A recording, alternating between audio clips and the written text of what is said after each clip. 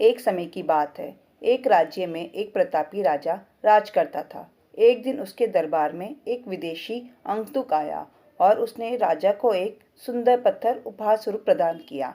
राजा वह पत्थर देखकर बहुत प्रसन्न हुआ। उसने उस पत्थर से भगवान विष्णु की प्रतिमा का निर्माण कर उसे राज्य के मंदिर में स्थापित करने का निर्णय लिया और प्रतिमा निर्माण का कार्य राज्य के महामंत्री को सौंप दिया। महामंत्री गांव के सर्वश्रेष्ठ मूर्तिकार के पास गया और उसे वह पत्थर देते हुए बोला, महाराज मंदिर में भगवान विष्णु की प्रतिमा स्थापित करना चाहते हैं। 7 दिवस के भीतर इस पत्थर से भगवान विष्णु की प्रतिमा तैयार कर राजमहल पहुंचा देना। इसके लिए तुम्हें 50 स्वर्ण मुद्राएं दी जाएंगी।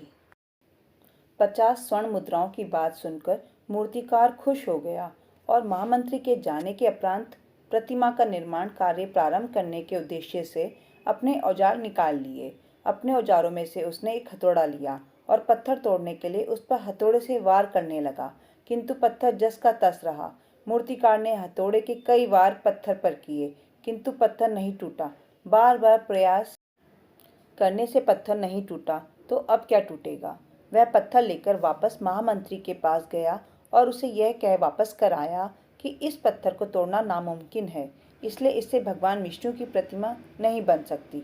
महामंत्री को राजा का आदेश हर स्थिति में पूर्ण करना था, इसलिए उसने भगवान विष्णु की प्रतिमा निर्मित करने का कार्य गांव के एक साधारण से मूर्तिकार को सौंप दिया।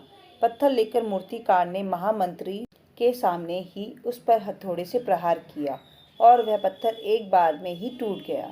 पत्थर टूटने के बाद मूर्तिकार प्रतिमा बनाने में जुट गया।